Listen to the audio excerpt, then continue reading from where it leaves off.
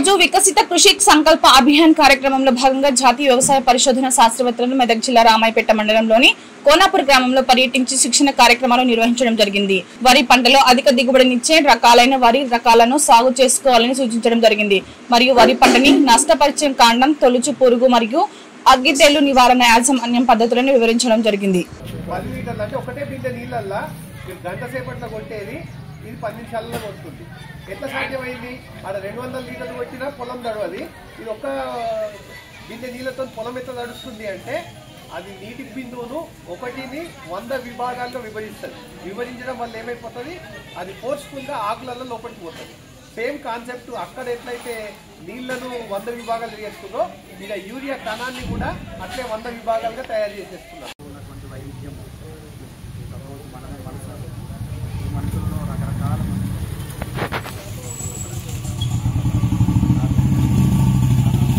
అంటే వైవిధ్యం ఒక ఊరు మొత్తం ఎన్ని రకాల వైవిధ్యం అన్ని రకాల వైవిధ్యాన్ని కూడా పరిరక్షించడం సేకరించారు. అందరికీ నమస్కారం. వికసిత కృషి సంకల్ప అభియాన్లో భాగంగా ఈరోజు కోనాపూర్ గ్రామము మరియు రామంపేట మండలంలో రైతులకు అవగాహన కార్యక్రమం నిర్వహించడం జరిగింది.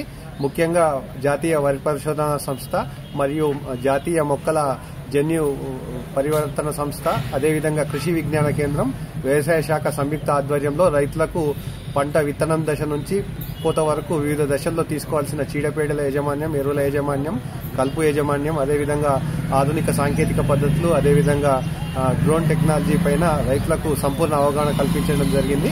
అదేవిధంగా జాతీయ వ్యవసాయ సంస్థలైనటువంటి సంస్థల యొక్క ముఖ్య ఉద్దేశము క్షేత్రస్థాయిలో రైతులకు ఏ విధంగా ఉపయోగపడతాయి, అదేవిధంగా వారి పరిశోధన స్థానంలో జరిగినటువంటి పరిశోధనను క్షేత్రస్థాయిలో రైతులకు అవగాహన కల్పించడంలో భాగంగా ఈ కార్యక్రమం నిర్వహించడం జరిగింది. ఈ కార్యక్రమంలో ఈ శాఖలకు సంబంధించిన అధికారులతో పాటుగా శాస్త్రవేత్తలు, రైతులు పాల్గొనడం జరిగింది.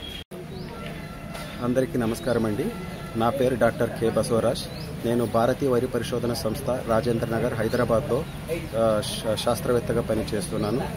సో ఈరోజు మనం ఏంటంటే వికేఎస్ఏ అనే ఒక ప్రోగ్రాం, వికసిత కృషి సంకల్ప అభియాన అనే ఒక ప్రోగ్రాం భాగంగా భారతీయ వరి పరిశోధన సంస్థలో డెవలప్ చేసిన ఇంప్రూవ్డ్ వెరైటీస్ గురించి చెప్పడం జరిగింది ఒక గ్రామంలో.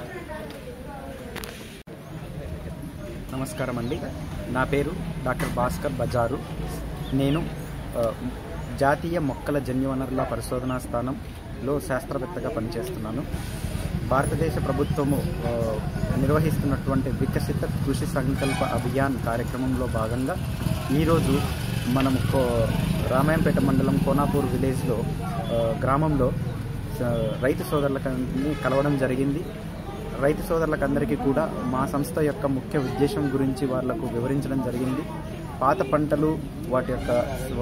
పంటలను సేకరించడము, వాటి సంరక్షణను ఎలా చేసుకోవాలో, మేము ఎలా చేస్తున్నామో అవన్నీ కూడా మన కోనాపూర్ గ్రామ ప్రజలకు వివరించడం జరిగింది.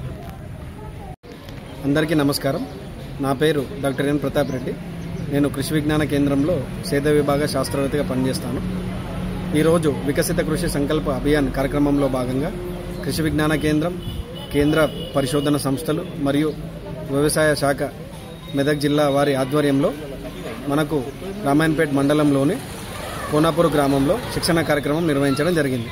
ఈ కార్యక్రమంలో రైతు సోదరులకు వర్షాకాలానికి అనుకూలమైన వరి రకాలు మరియు సమగ్ర పోషక యాజమాన్య పద్ధతులు, అట్లాగే సేంద్రియ మరియు ప్రకృతి వ్యవసాయంలో చేపట్టవలసిన యాజమాన్య పద్ధతులు మరియు డ్రోన్ వల్ల కలిగే ఉపయోగాలని రైతు సోదరులకు వివరించడం జరిగింది.